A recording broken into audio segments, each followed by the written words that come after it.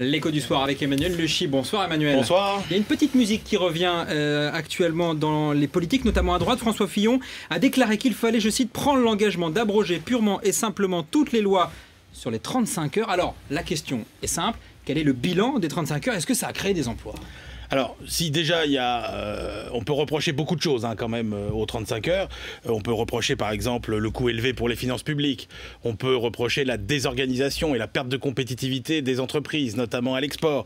La dévaluation de la valeur travail. Et puis surtout la désorganisation par exemple de l'hôpital. Ça oui. Mais effectivement, s'il y a bien quelque chose qu'on ne peut pas reprocher aux 35 heures, c'est de ne pas avoir créé d'emplois.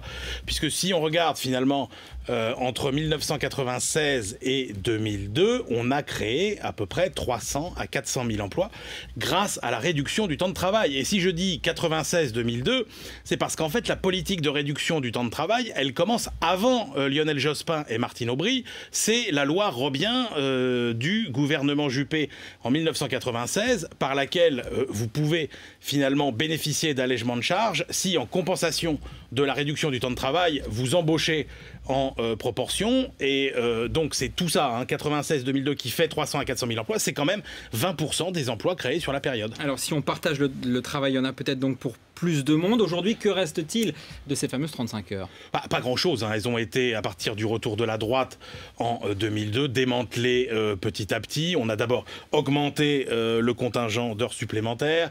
Après, il y a eu la possibilité de stocker ces RTT sur des comptes d'épargne-temps. Après, même de les faire racheter par l'entreprise. Après, il y a eu Nicolas Sarkozy et le fameux travailler plus pour gagner plus, avec la défiscalisation des heures supplémentaires.